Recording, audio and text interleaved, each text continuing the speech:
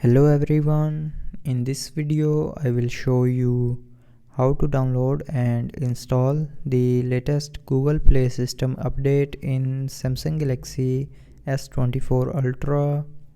So before starting the video, don't forget to subscribe the channel and also press the bell icon.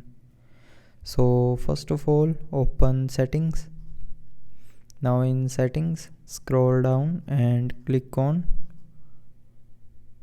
security and privacy. Now here click on updates and then click on Google Play System update. Now it will automatically start scanning for updates. So if there is any update available, then it will show you the download and install option.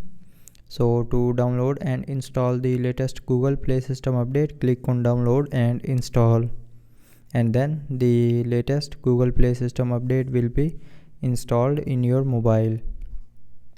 So that's how you can download and install the latest Google Play System update in Samsung Galaxy S24 Ultra.